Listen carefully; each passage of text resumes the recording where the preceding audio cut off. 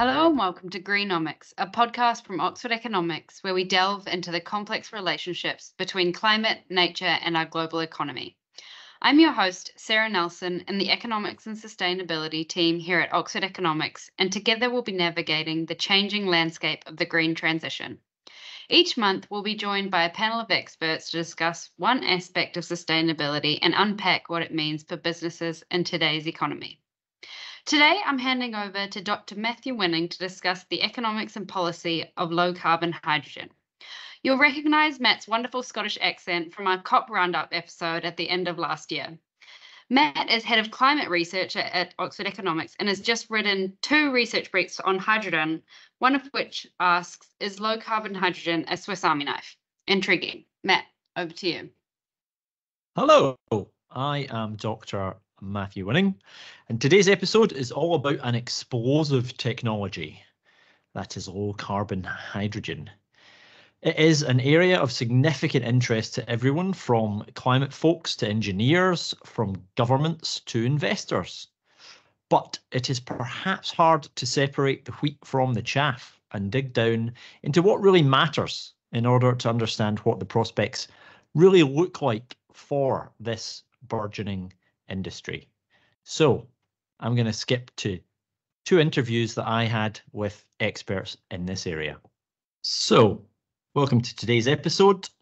Our guest is someone that I'm extremely happy to get to chat to. It's Gniewomir Flis, who is an innovation consultant who's dedicated the last 7 years to becoming an expert in carbon neutral hydrogen. His experience spans several different roles in energy consultancies, various think tanks, startups and venture funds, and notably he has advised the UK, German and EU governments on many aspects of their hydrogen strategies. Welcome to our podcast. Yeah, thanks for having me. Not at all. Thanks for coming. It's really appreciated. Right, let's kind of delve into this. So hydrogen as a concept has been around for a long time, right? So why now do we see a lot more interest in this area? Right, that's an excellent question to start with, Matt. I think, broadly speaking, to set the context is the Paris Agreement and the need to reduce emissions. And countries obviously started with the low-hanging fruit, which is cleaning up their energy supply, their electricity supply, but there was a big elephant in the room during these talks. And as we started getting into the 2020s and the low-hanging fruit was achieved, civil society started asking policymakers and decision makers, well, what are you going to be doing about the remaining parts of the economy? And we refer to these parts of the economy as the hard to abate sectors, or rather we used to refer to them as the hard to abate sectors.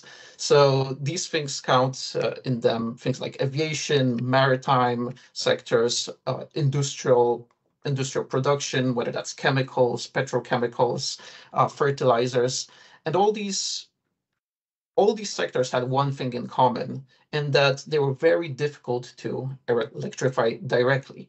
Yeah. So here comes the zinger. In 2017, a bunch of companies, industrial gas companies, got together with a consultancy called FTI Consulting, and they formed a strategy where they proposed that hydrogen is the answer to all of these questions. Whether you want to decarbonize heavy transportation, whether you want to decarbonize industrial production, in that I mean industrial feedstocks or maybe sources of industrial heat, hydrogen is the answer to all that. And some of them also, of course, proposed hydrogen cars and also hydrogen heating for homes. Essentially, any problem that policymakers sort of refused to touch was supposed to be solved by hydrogen. And then, as they say, the rest is history.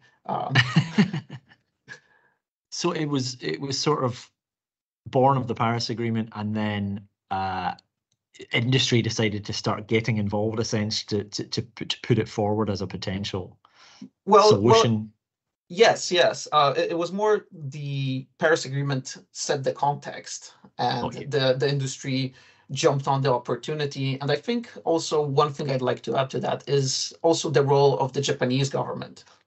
because Japanese companies have invested heavily into hydrogen. And in 2017, when they saw the Hydrogen Council forming, they saw their chance to sort of repeat the success story of their LNG sector, or how they built up the global LNG sector. Companies like Kawasaki, Mitsubishi, Toyota was a big believer in the hydrogen technology. So they sort of joined that wave, and in 2 years, the Hydrogen Council kept putting up reports, which culminated in 2019 with the Japanese government sort of co-hosting the Clean Energy Ministerial, if I'm not mistaken, where they presented a big report with the IEA, The Future of Hydrogen. And that report just entered the imaginations of almost every policymaker in the world. And it took off from there. Right, yes. Good.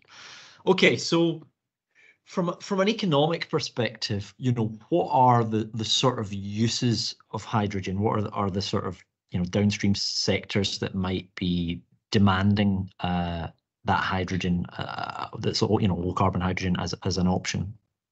Well, that's the beauty of hydrogen. It's so versatile. Some people call it the Swiss Army knife of decarbonization. You can use it anywhere. The hydrogen can be used as a feedstock in the production of chemicals. It can be used as a fuel, whether it's burned in a fuel cell or an internal combustion engine. You can even use the internal combustion engines we have today with small modifications. It is an extremely versatile molecule, but it doesn't always make economic sense to use it in every use case. And that's I was just going to say, so yeah, the possibilities are limitless, but yes. but potentially it's the economics that are constraining that, or other resources that are constraining that potentially. Yes, it's the economics, and the reason why the economics of hydrogen are constrained is actually because of the physics or chemistry of it. The fundamental reason being that hydrogen is an extremely small molecule.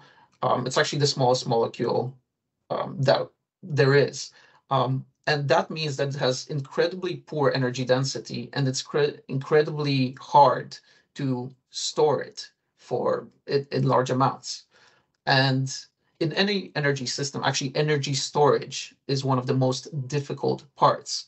That's why when we think of some of the applications of hydrogen, like for example, hydrogen in cars, there is a whole value chain dedicated to making the hydrogen, compressing the hydrogen, sending the hydrogen to where it needs to be, then storing it at a relatively low density, then compressing it again so that it fits in a car, and even then you're left with quite large tanks, which then needs to, and of course then this hydrogen needs to be transformed back into electricity, which carries another efficiency loss with it. So the physics of hydrogen are very challenging, and that's what impacts some of its proposed applications as a fuel. Got you. So that's a really interesting way of putting it. So it's the physics determines the economics, which then kind of plays out across different sectors and different applications. So in terms of low carbon hydrogen, so that would be the place to start. What ways can we make hydrogen that are different to, I presume hydrogen currently is produced in a fairly emissions intensive way. So what are the different options there? Very much so. Currently, most hydrogen is produced using a process called steam methane reforming. That's where you take steam and methane, put them in a reactor under temperature and pressure, and you get hydrogen and carbon dioxide out. In this process, you normally get 10 to 13 kilos of carbon dioxide for every kilo of hydrogen produced. So it is pretty carbon intensive. That 75% of hydrogen is made this way.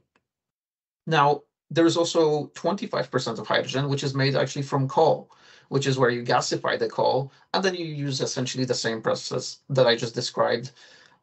This pathway is mostly used in China and leads to emissions of around 20 to 30 kilos of carbon dioxide per kilo of hydrogen, so immensely emissions intensive. Now, the third way we sort of make hydrogen, and and this way was actually used a lot in the past. In the 1920s, actually, a quarter of global fertilizer production was made using the process of electrolysis. That's when you use electricity to split water molecules into its constituents, hydrogen and oxygen. So this is the third sort of big way that you can use hydrogen. Unfortunately, it is far less economical than, or it became far less economical with the advent of cheap gas. So Right. this method of production accounts for maybe 4% of global hydrogen production today. And next to this method, we also have a few other methods. I mean, you can produce hydrogen thermally through extremely high temperatures, like in a nuclear reactor. You can use it from you can produce it using biomass gasification. But these methods are rather either niche to non-existent. Oh, and actually I forgot one more method, which is actually quite in vogue lately, is tapping natural resources of hydrogen. Yeah, Yeah. I've heard of this, but not kind of quite understood. Finding hydrogen in Yeah, different places around the world. so the theory goes that that water can react with ferritic rock, so iron ore deposits, and it reacts. It does so at high temperatures, which is several kilometers or 1,000 meters below the ground. And yeah, when water drips on these rocks, a spontaneous reaction occurs and hydrogen is produced. And some people are now actively looking and drilling for these deposits of ferritic rocks where water drips and hydrogen occurs naturally. Back to the old mining techniques then. A little bit, yeah. Yeah, they Yeah. call them the hydrogen wildcatters now. How I mean, without going on too much of a tangent, I'm interested in this. How would you, because I guess it's quite easy to know when you've struck oil, right? Because Yeah. oil starts pouring out, whereas I guess it's a bit harder with stuff like hydrogen to know exactly, where it's going to be and how to capture it and that sort of thing. It is very hard. And here we come back to sort of the physics of hydrogen, where it is an incredibly light gas. It's also odorless, and it's, well, invisible to the naked eye. So it is very hard to detect it. And I think I heard a story where there was a well somewhere, and the drillers, drilled into it, and they thought they struck oil, but nothing was coming out, and one of them lit a cigarette and it just boof exploded into his face. Turned out that was hydrogen. Makes sense. Okay, so we've kind of got an idea of, hydrogen can be produced in low carbon ways, mostly through electrolysis, or I guess you've got carbon capture of whether it's steam, methane reforming or whatever. What sort of has to happen upstream in the supply chains for us to get to a stage where we're able to produce, significant quantities of hydrogen in low carbon ways? Mm-hmm. I'm glad that you mentioned carbon capture, because that's something I hadn't touched upon. But yes, indeed, the two methods that I described of making hydrogen, steam methane reforming, steam methane reforming mainly, could be retrofitted or could be constructed from the ground up with carbon capture in mind. Maybe I should also mention there is another method which I forgot to mention, which is pyrolysis, where you don't use steam, but rather use extremely high temperatures to decompose methane into hydrogen and solid carbon, which is almost like you can think of it as another form of carbon capture. But yes, there is carbon capture that you can add to steam methane reformers. There's pyrolytic pathways, which you can use to obtain solid carbon, and you can either use it in products or bury it.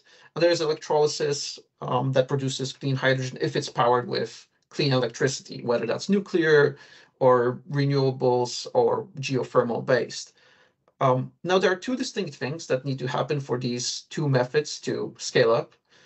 For the carbon capture part, well, actually the carbon capture part upstream is pretty developed. We have the technologies. Air Liquide, or maybe it was Linde, but the point is they have a technology called the cryocap, where they capture CO2 cryogenically. There are also amine-based processes. There's a bunch of carbon capture processes that we can use. With carbon capture, the problem is actually midstream and the downstream. So we do not have the pipelines, the infrastructure to transport the CO2, and we don't have the infrastructure to store the CO2 permanently. So that's the problem with the carbon capture pathways. That's what needs to scale up for carbon capture to make sense. And that, sorry, just to come in at this point, that's probably going to require, I presume, fairly heavy government intervention to build up, things that are monopolies or whatever, pipelines or whatever. It's going to be hard to do that at a kind of, one-off company level to scale up at a country level or something like that. Yeah, certainly. I think the history or other experience shows us that strong government involvement is necessary for this infrastructure to evolve. And we see this in the involvement of the Norwegian government in the Northern Lights project, or the involvement of the Dutch government. And maybe here there's more involvement from the local authority of the Port of Rotterdam, which is really facilitating and coordinating all these efforts offshore from Rotterdam. But actually, so I mentioned that the midstream and the downstream are the problems, and that's where government has to play a role. But actually, there is one thing that's also stopping carbon capture methods from scaling, which is related to the upstream, and it's the problem of methane emissions and methane leakage. So the reason why we aren't scaling carbon capture infrastructure has a lot to do with civil society pushback against methane leakage. Because if you have so little as 2% of methane leakage in your supply chain, then no matter how much carbon you capture, some argue that on a global warming potential horizon of 20 years, your emissions are worse than coal. So the carbon capture part defeats the entire purpose, right? So here is another area where government and regulations should force companies wanting to develop carbon capture methods to regulate the amount of permitted methane leakage. That's a really good point to know. Okay, so that's carbon capture. Yeah, and let's go to the other one. And then the second method being electrolytic pathways, where we split water into hydrogen and oxygen. Here, the upstream, I would say, the major upstream problem at the minute is actually not producing electrolyzers. In some places in the world, notably China, as much as 90% of manufacturing capacity for electrolyzers is idle. It is sitting idle and is waiting for orders. In Europe, that number is a little bit lower. So in Europe, maybe half the capacity is sitting idle and waiting for orders. So the upstream capacity is there. The problem actually with the hydrogen sector at the moment, especially the electrolytic sector, is a lack of demand. And the lack of demand stems from the fact that electrolytic pathways are just, for the moment, not quite competitive. Well, not even not quite. They're massively uncompetitive with traditional hydrogen sources. And even if you add a carbon price to them, as the EU is trying to do, so the EU is actually rolling back free allowances in the next few years, because they are implementing also the carbon border adjustment mechanism. Even if these free allowances are fully withdrawn, there is still a green premium to be paid by even the best electrolytic hydrogen projects. Yes. And so how does that change going forward? Is it a case of waiting for the technology to improve, essentially, or a combination of that and policy? And this is, you really hit the nail on the head there. Many companies are waiting for these cost reductions to come about, because the hydrogen sector has promised these cost reductions. You go back 5 years, many reports, many consultants, myself included, so I am guilty, have been projecting that green hydrogen might be competitive with fossil-based hydrogen as soon as 2030. They in the real world, however, what we've seen is that the projected cost reductions have not materialized as quickly as we thought, and that has to do to the fact that actually building electrolytic hydrogen projects is more akin to building a chemical plant than it is to deploying solar panels or batteries. Right. So these projects are a little bit more bespoke every time, which lowers their learning rate. Exactly. So the economies of scale aren't quite there because they're quite involved, essentially, or more involved than people think they are. Absolutely. So many companies have been waiting for the cost to fall down, have not been taking final investment decisions. That in turn has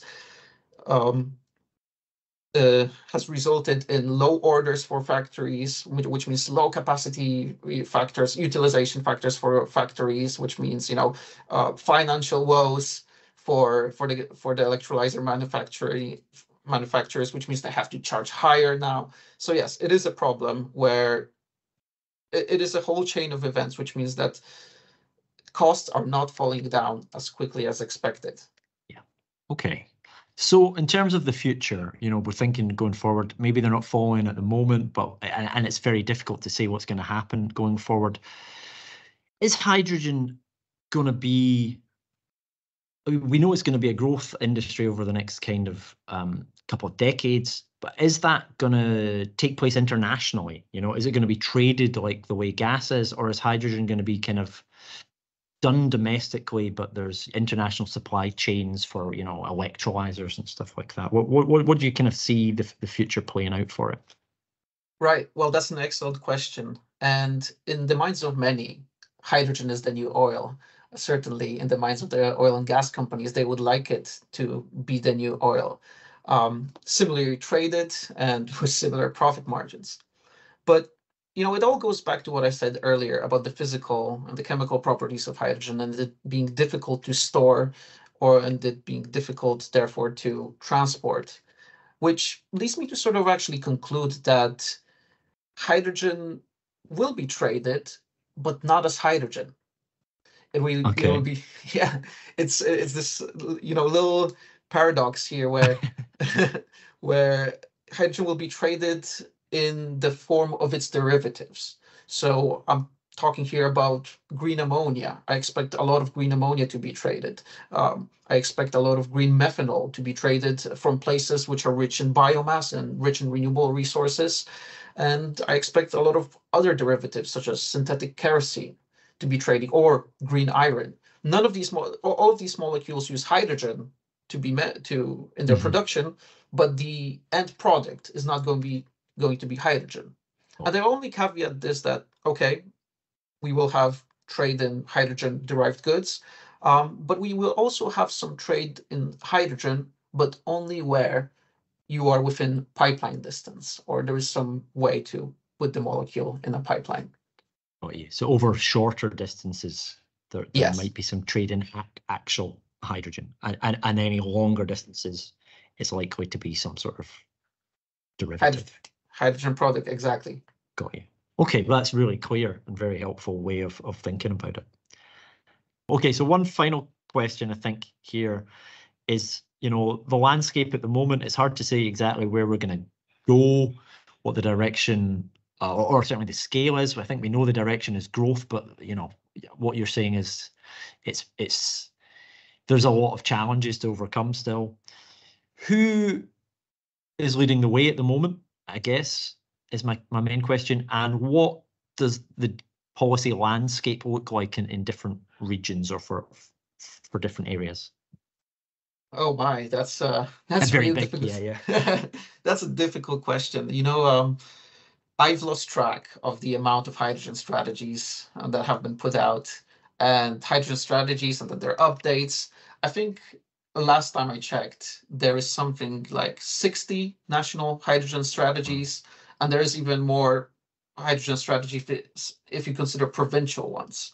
But I think when it comes to the leaders on hydrogen strategies, I would point to the European Union, which has put forward a hydrogen strategy, which has put forward targets for domestic production, but also imports. Now, whether the European Union will actually achieve these imports, I'm very skeptical, but time will tell who's right. But yeah, but the European Union has also set binding targets for consumption of clean hydrogen and has allocated substantial subsidies to this end. In fact, we will just find out the results of the hydrogen bank auction soon, which is the sort of first hydrogen auction. Well, not globally. Denmark had the privilege of doing that, but as a region, it will be one of the biggest ones. Then the other countries that are leaders is, I would point to the US, which has allocated substantial subsidies through the 45V production tax credit in the Inflation Reduction Act. So there's a lot of activity going on in the US on that front. However, I would caveat this by saying that the US policy support is very supply focused, whereas in Europe, we have supply side subsidies and demand side targets. So I think actually that Europe has a little bit more nuanced, a little bit more developed strategy, whereas in the US, it's kind of like shooting with a bazooka. Yeah. Got you.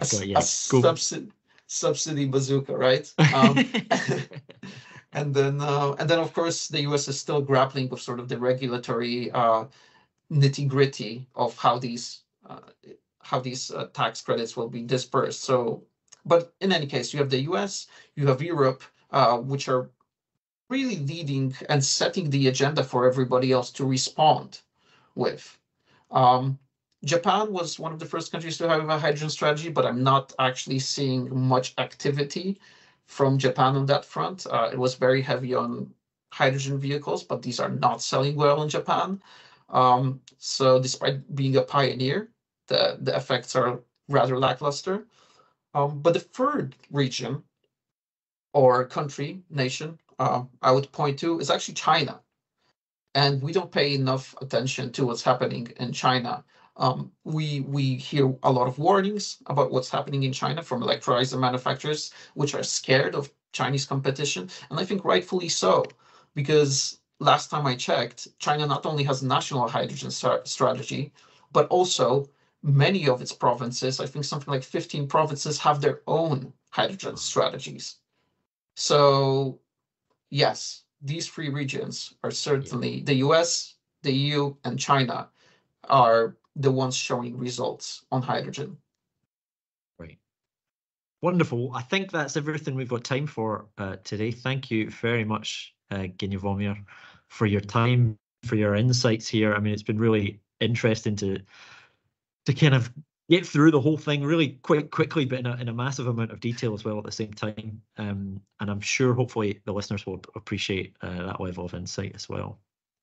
So thanks very much for joining us. And yeah, speak to you again at some point.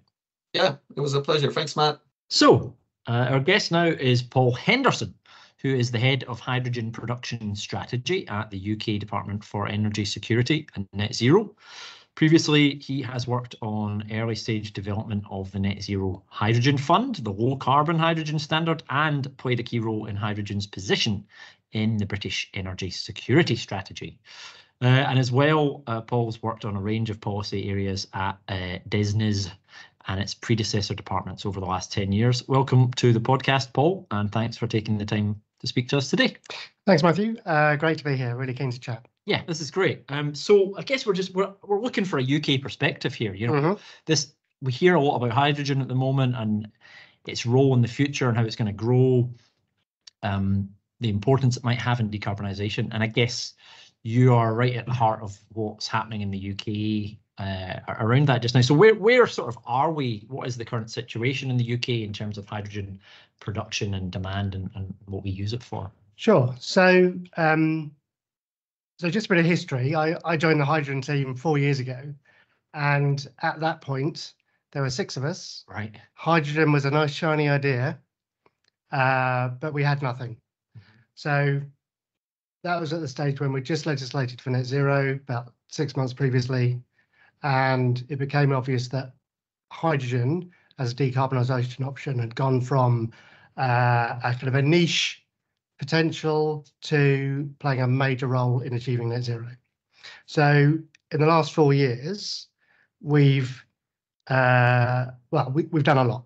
Basically, we've come out with a hydrogen strategy for the UK. We've come out with a low carbon hydrogen standard to make sure that any hydrogen we support meets our decarbonisation goals. We've come out with funding support for projects. So firstly, that was the Net Zero Hydrogen Fund to offer development and capital expenditure support. And then we came out with the hydrogen production business model for revenue support. So all of that was to try and make production an investable prospect. So where are we now? We've got the policy levers in place. Right. But we still haven't actually built all these projects yet. These things don't happen overnight. So we're starting from a very low base in terms of level of production. So there's only about 5 megawatts of low carbon hydrogen production in the UK at the moment. And our ambition is up to 10 gigawatts by 2030. Right. So, scaling up quite quickly. We've got to scale up really quickly. And that's why we spent the last 4 years getting all the policy levers in place, working with the industry, making sure all the building blocks are there. And now we want to get stuff built. So I guess my first question would be, what is the UK using hydrogen for? What are we building it for? So I mean, at the moment, does it exist? What is it used for? And what do we kind of think it's going to get used for specifically in the UK? Sure. So at the moment, we use quite a lot of hydrogen in industry, but it's not low carbon hydrogen. Yeah. So for decades now, industry have been using hydrogen in industrial processes. It's fossil-based grey hydrogen. So firstly, we need to decarbonise that whole industrial sector. You'll also see hydrogen buses just throughout the country. Yeah. Certainly some here in London. So heavy transport is one area where hydrogen can play a key role. With the aviation sector, hydrogen as a liquid fuel, but also as a component of sustainable aviation fuel is what we're looking at. Heavy shipping as well. These hard to decarbonise areas, ones that you can't easily electrify, these are the ones where hydrogen is going to be really important. And then beyond that, I think in the last year or so, there's been a lot of evidence and modelling to suggest that hydrogen can actually play a really important role in decarbonising the power sector. Yes. So that's in terms of the ability to give you long-term energy storage and then cover for those kind of peaks and troughs in the energy system. And that's a really interesting one, I think, to discuss, because I think that's one issue that people see, as we go to a sort of high variable renewable electricity sector, and we're scaling up renewables to electrify other things like home heating, like road transport, that sort of thing. The question always comes up, doesn't it? How do we deal with peaks and troughs? How do we deal with demand, demand management, all that sort of stuff? And so hydrogen in the UK, it seems like, is that the case? It seems like that could play a pivotal role. Absolutely. So we've got, we've got a world-class offshore wind sector. We've got nuclear power, and we've got potential for kind of new advanced nuclear in the future. We've got a range of renewables options in place. Hydrogen can complement all of that. So, if we move towards 2050, we've got to use all the tools in our belt, basically, to hit that net zero figure. And hydrogen can definitely do that, whether that's so in the power sector, you could have hydrogen powered turbines to produce electricity. You can have I think hydrogen also plays a key role in the carbon capture and storage sector. Yes. And that's also where another area that power can decarbonise. So, there's these multiple low carbon sectors developing in sync to try and catch all of that. Yeah. And I guess, the slightly tricky, not tricky issue, but slightly confusing issue there is you're using hydrogen to potentially decarbonize or help with the decarbonisation and balancing of the electricity grid, but potentially using electricity to make that hydrogen in the first place. Yeah, so if you're using electrolytic hydrogen and then putting that hydrogen straight into a turbine to make electricity, that doesn't make any sense at all. But if you use kind of a range of production methods, so the UK's strategy is to support a range of different hydrogen production methods, including electrolytic hydrogen, including CCUS enabled. We're looking at potential biogas projects, which could even give us negative emissions in the future. And there's a range of other technologies that we see both in our teams and in the innovation area that could contribute in the future. So yeah, it doesn't make sense to do electrolysis straight back to power. Yeah. But what does help is if you've got curtailed renewables that isn't being used in the system and long duration energy storage, you can then use that energy when you need it. Got you. That makes a lot of sense. So at the moment, we're sort of, as you say, putting in place these policy levers to ramp up from essentially a very, very low levels. And you said the target is about 10 gigawatts, is that right? Yeah, so we've got an ambition for 10 gigawatts by 2030. That's production capacity. That's production capacity, yes, that's right. Yeah. I struggle with the Yeah. changing the production capacity to put all that sort of going from one thing to another. It can be a bit tricky. So in the context of the UK's climate targets, what do you think, or over what time period do we sort of see hydrogen playing a role? I guess that's my question. Okay, so I mean the UK climate targets are really important here. So the kind of the legislation for net zero, which is what kind of pushed hydrogen to the fore in terms of decarbonisation, that only came in 4.5 years ago. So our carbon budgets 1 to 5 had already been set on the old 80% trajectory. So then when net zero comes in, we're looking from carbon budget 6. Yes. So that's your kind of mid 2030s. And that's actually a nice timing for hydrogen, because by that stage, we will have built things. We'll have built production, we'll have built infrastructure, we'll have transport and storage, not covering the whole of the UK by 2035, but we'll have good networks to be able to produce, move and use the hydrogen. So it's carbon budget 6 that will see the first real decarbonisation benefits. There will be some in carbon budget 5, but it's 6 and onwards that's going to make the real impact. So it's a case of sort of putting everything in place to make it as effective as possible. Absolutely. When it's required. Yeah. And it's carbon budget 6 when we expect the real ramp up in demand to come. And that's why we've set our 10 gigawatt ambition for 2030, to make sure we're on the right trajectory for carbon budget 6, to give ourselves options depending on how demand pans out across all these different sectors. Yeah. And so, well, we're there. So the sectors predominantly being industry. Yeah, so we've got industry, transport and power. Yeah. So we're certain that these are the areas where hydrogen can play a key role. Yeah. You've also got heat. Yeah. So hydrogen could potentially play a role there. We've done a program of kind of tests and trials about hydrogen for heating. But we won't be making a strategic decision on that until 2026. Right. So at that point, we'll think about, what role could hydrogen play? But I think for heat, electrification is still our first option. There's no doubt about that. So yeah, it's what role apart from that hydrogen could play. Mm-hmm.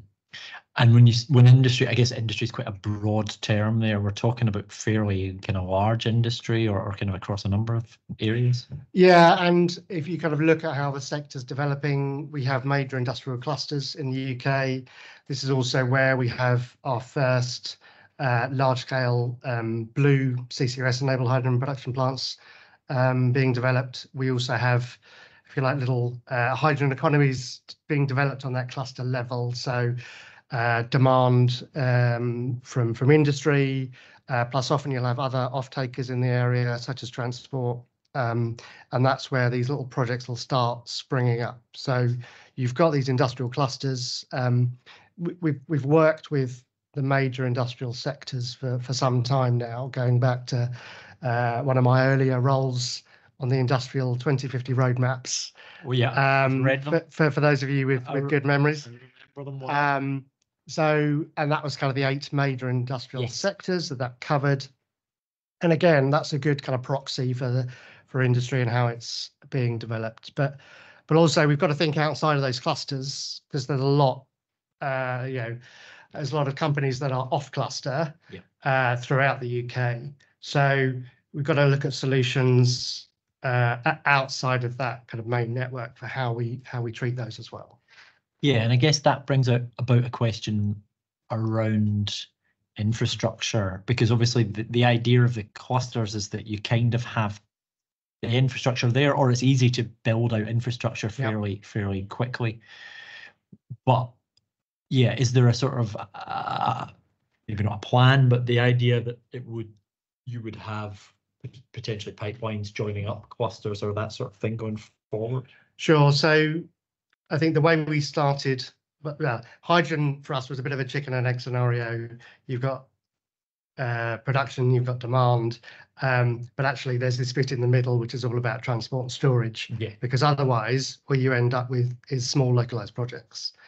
And for hydrogen to be a new energy vector that can impact across the whole of the UK, we need to fill in those blanks. We need that transport network, and we need to storage in key locations. So last year we published our consultations on hydrogen transport storage business models. So it's again looking for investable business models for how we can get kind of critical infrastructure built really for the hydrogen economy. So the first ambition is to have 2 kind of geological stores for hydrogen by 2030, and then it's the key transport network. And I think there's kind of still consideration of how that's best developed and where the key links should be. And we'll see further details and information coming out on that later this year. Nice. So the policy mechanisms that you talked about at the start, I think it would be nice to go back to them. So you said that you've sort of set up a few different things through initially some funding essentially was available on the production side, and now it's a bit more on the the revenue and the contracts. What is it, the low carbon hydrogen agreements and stuff. And could you just I guess just explain some of that in a little bit more detail? Sure, absolutely. So I think the capital fund was the first to come. As government, as a department, we run various competitions and hand out capital funding, so we're relatively used to that. So we were able to set that up again fairly quickly once the funding was confirmed, and we've handed out development and capital support to I think it's about 20 projects so far through the Net Zero Hydrogen Fund. But the real kind of long-term investable proposition is to be able to offer revenue support to these production projects, and that's to cover the cost difference between fossil fuels, natural gas, and how much it costs to produce hydrogen. Yeah. So that gives that additional revenue support to producers, because at the moment we're assuming end users won't pay a huge premium for hydrogen over their kind of existing fuel. Yeah. So that makes it investable. We've got 2 routes to that. So one is the is for CCUS enabled blue hydrogen projects, and that goes through the cluster sequencing process. So we've got these, I mentioned the major industrial clusters earlier. So there's a process there, and we have different tracks of funding toward projects. And we have 2 hydrogen projects that came through the first track, and we'll look to expand that over the coming years. The other mechanism we've got is the hydrogen allocation rounds, collectively known as the HARs. Right. Yeah. And we've already had the first round and we awarded contracts to 11 projects. So that was announced in December, so just in time for Christmas. And I think that was the largest number of hydrogen projects announced anywhere in Europe. Oh, nice. So, yep, that's a great start. Proud of that. Yeah. Very proud of that. And we've also launched the second hydrogen allocation round, again, just in time for Christmas. And that's 2024. So end of this year. That's right. So that's launched. We have an expression of interest round. So we've had a lot of interest in that. Really great to see. Yeah, and then those projects will come through. And we've committed to annual allocation rounds. So this is, this is going to be a regular ongoing occurrence, ongoing allocation rounds to keep bringing projects forwards. Good. To get to that 2030 sort of target. That's it. So my quick last couple of questions here. One was just on picking up on something there. So the extra premium that you're covering with the contracts with these essential, subsidies for the low carbon production is above the gas price rather than say hydrogen produced via gas. I guess is my question. Is that so you're not comparing it to the same product that's being made with with gas with no carbon capture, but directly with the price of gas. So we're looking basically at the fossil fuel alternatives. So if you're an end user, you might be using natural gas. Like if you're industrial site, you'll be using natural gas at the moment. And if we want to incentivize these users to switch, then it's covering that cost gap. And there's a very clever mechanism behind it to kind of give certainty to kind of both sides, to kind of make sure that government's getting value for money and make sure it's kind of investable and there's certainty for the producer. And the end user, they can be assured that the hydrogen they're buying is generally low carbon, however it's produced, because we'll only support volumes of hydrogen that meet our low carbon hydrogen standard. So that means that there's only a maximum amount of grams of CO2 per megajoule of hydrogen produced that producers can have in that production process. Got you.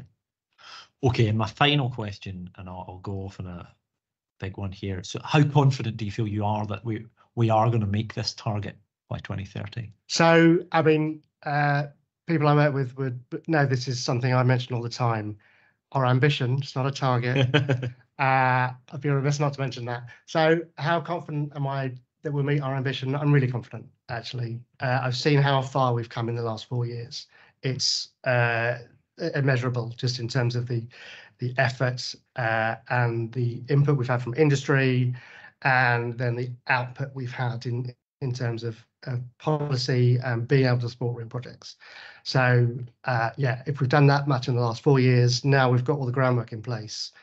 I'm really keen to see what we can do in the next 4. Okay. Well, thank you very much for joining us, Paul. That was fantastic. Absolute pleasure. Really nice to be here. Thank you. Back in the room here with Matt. It sounds like you had some really interesting conversations about low carbon hydrogen. I did. Thank you for handing the reins of today's episode over to me. It was a joy. And some really good stuff. I think hopefully we've got some real good snippets in there for people to take away, and some nice high level stuff for people to like, okay, that's a good summary of some of the real, important aspects of it. Always good to have a mix. So before I let you sign off for the day, I'm going to test your knowledge on hydrogen with 2024's first Greenomics gamble. I have 3 statements, 2 of which are true and 1 is false. And it's up to you to tell me which one is the lie. Where do you get these facts from? The depths of the internet. Yeah. The depths of the internet. So the first fact, or lie, is that hydrogen atoms make up 50% of the matter in the universe. Okay. The second is that the number of hydrogen-powered forklifts in use increased by more than 80% between 2020 and 2021. And the third fact is that hydrogen has almost 3 times the energy density of diesel. So, what do you think? 3 times the energy density of diesel. Okay. So, I think the second one is entirely plausible because there was probably about 5 hydrogen-powered. What were the forklift trucks? Forklifts, And yeah. there's probably an extra 4 that year. Yeah, I think that's fair enough. The other 2, I think, are there or thereabouts. So the first one was 50% of the matter of the universe is made up of hydrogen. It could be like, you could be getting me here. You could be like 60% or like 80% or something like that. I don't know. And the last one was that hydrogen has almost 3 times the energy density of diesel.